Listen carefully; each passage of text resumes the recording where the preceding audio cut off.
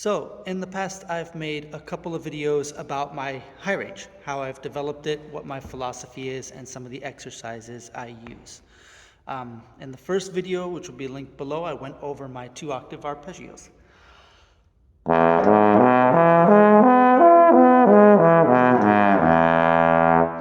As well as some of the thinking behind why I use them and what I use them for. The second video, the second exercise I do every day is kind of like 2-octave rips. Eventually 3 and 4-octave rips.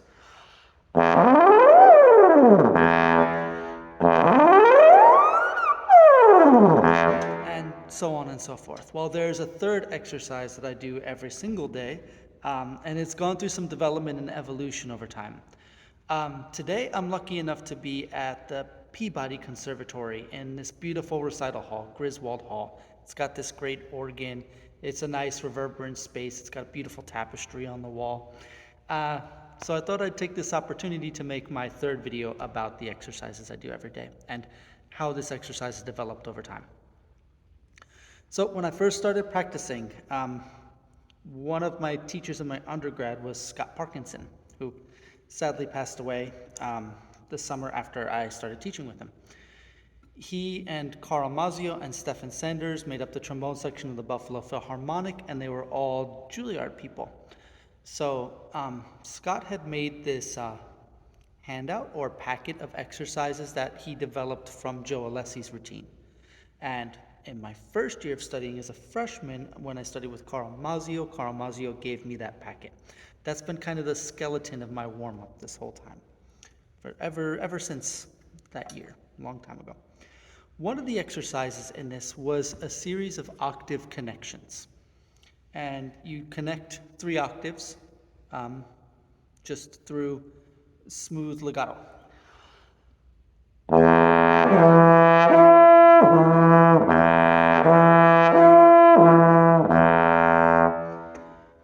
And learning how to smooth that out with the aid of a mirror, which is how I was kind of taught, to minimize motion here, was very valuable for me in my high range development. So I went up to the exercise. When it was originally written, it just went to B flat. So it's just E through B flat.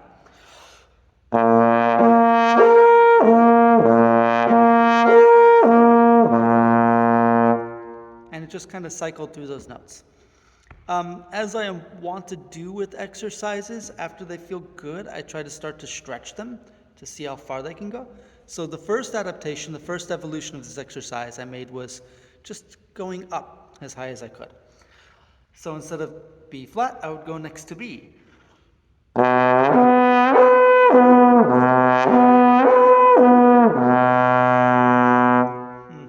Excuse my intonation, 7th position has been feeling a little far out of reach lately. And I would just develop that so on and so forth until the notes got higher and higher.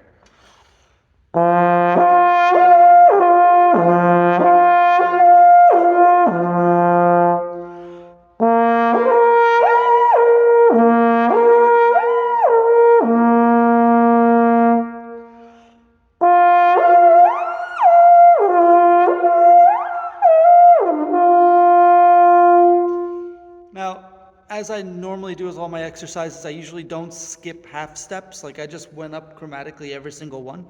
In the interest of time right now, I'm going to skip a couple of half steps here and there, just so you can kind of understand what's happening. The next thing that I did to go through an evolution with this is I realized that just reaching the notes through flexibility was eventually not going to be enough, so I started to add legato tongue to the exercise. So the first set of intervals is all slurred, and the second set was articulated.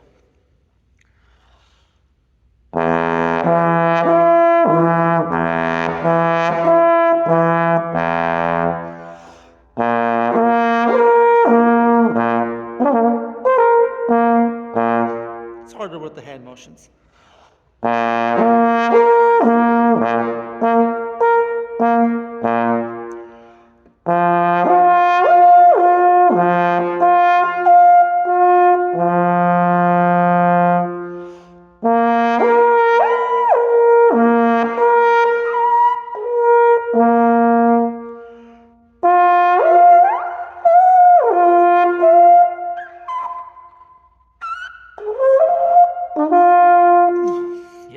again, those ones get a little bit easier the more that I kind of like scale up to them rather than jumping. So yeah, I might miss a couple of F6s or something here and there, which is okay.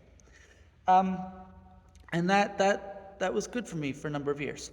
Finally, after enough time had gone by, I just started to add an extra octave on top of that. So then I did kind of 4 octaves or 3 intervals, however you want to count it, really doesn't matter.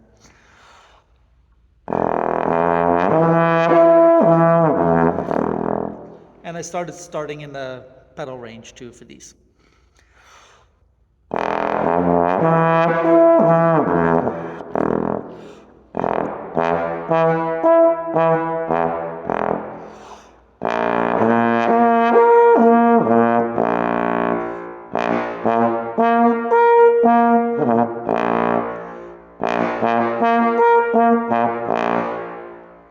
Again, it's gone through evolution since then, so kind of going backwards is tricky. I should maybe do that more often.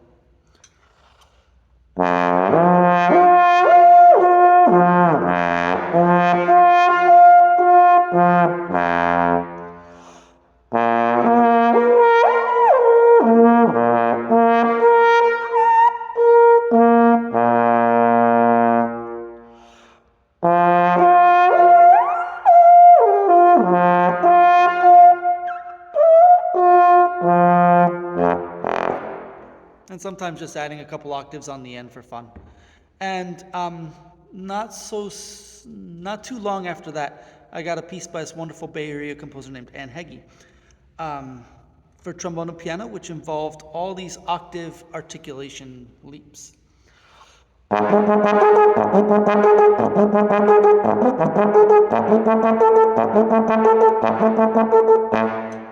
And originally the piece kind of drove me crazy. It was really hard. It's a hard technique to do like triplet articulations that fast. And so I started to think about adding the triplet articulations to the warm-up routine.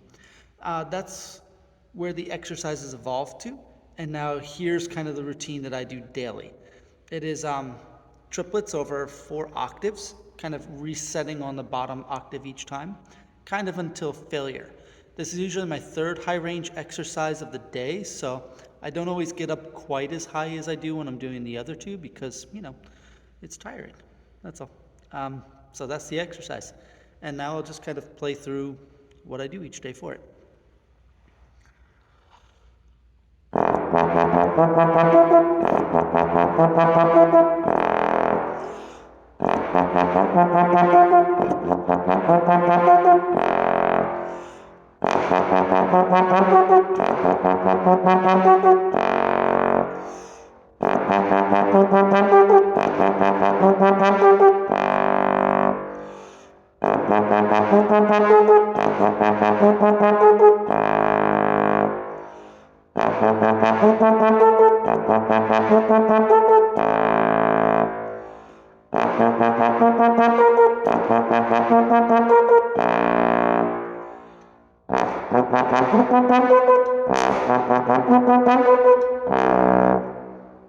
Try your best on the low B.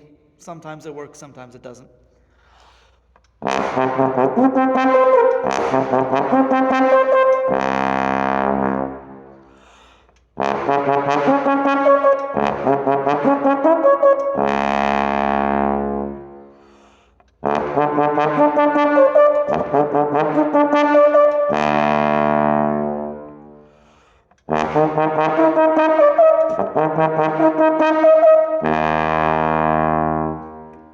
The higher up I go, sometimes the first one I'll miss a little bit. I try to catch it by the time I get to the second one, and if I do, I just kind of move on with my day. It's not really worth worrying about unless it becomes piece specific. So we're just going to keep continuing if I get like the first one like not totally nailed, because life's short. I don't need to perfect everything all the time. Just hope that it gets better over time.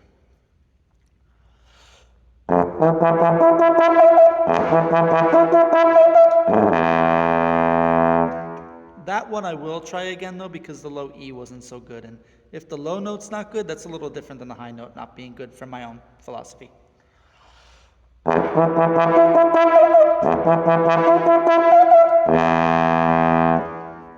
Alright, good enough.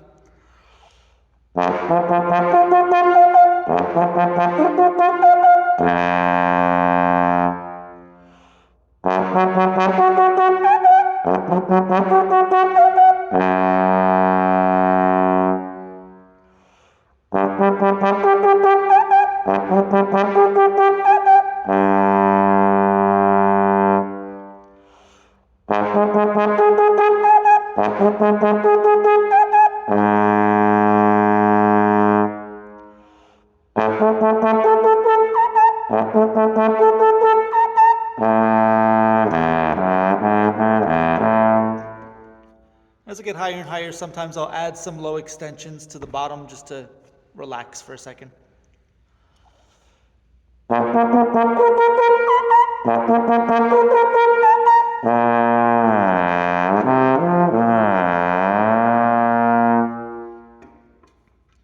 And I'll start to take a little bit of break between them because it's hard.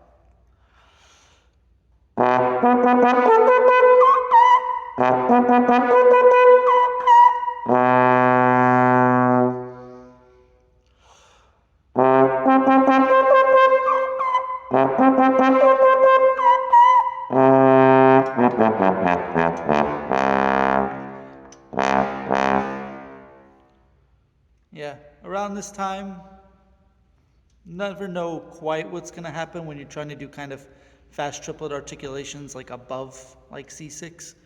So we try our best and we keep trying to like get better at it over time. It has its good days, it has its bad days.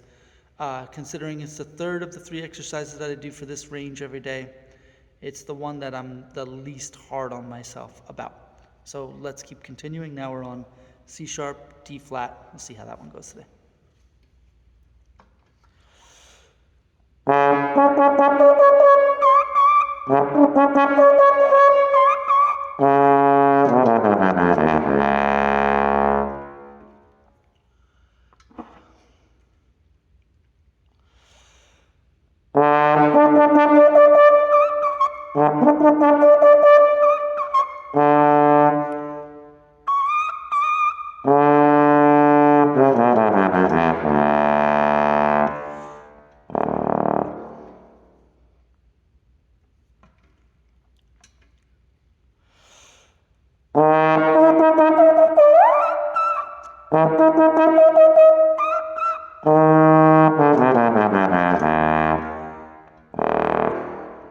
Yeah, we're getting about the end game right now for this exercise today.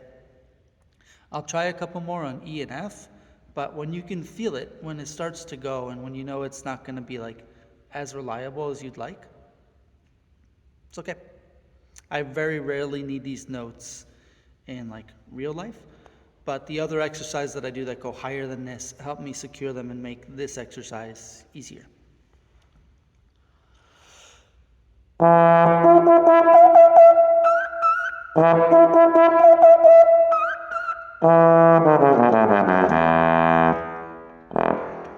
that was kind of fun. Every once in a while, after I cross that C to D threshold, things just start to kind of like work again. Don't know why. It's nice when it does, though.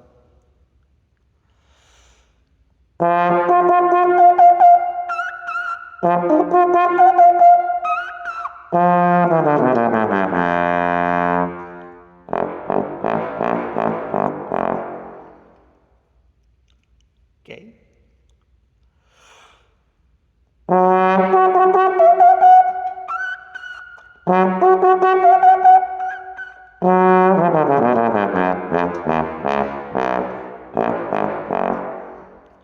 I think I got F sharp. We'll try G. We'll keep going until it's really done.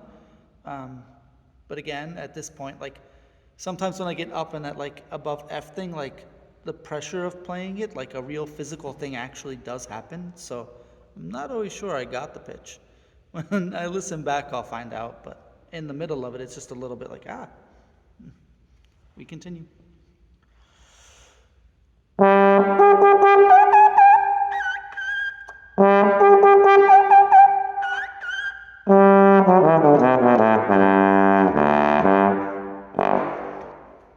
All right.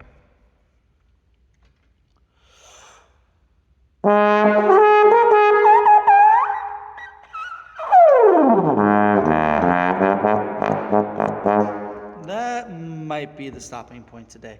I'll probably give A flat one more try, but again, like I'm saying over and over and again in this video, the result doesn't really concern me that much.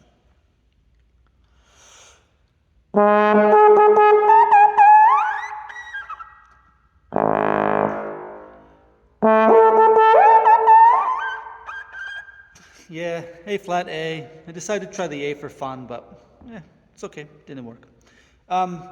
After every one of my high range exercises, I like to do a low range exercise. It's kind of like a warm down, also for balance. So for me, the warm down in this is 2-octave arpeggios starting on middle B flat, going down to the pedals and back up. And let's just do that really quickly so you get an idea of what I mean when I say balance.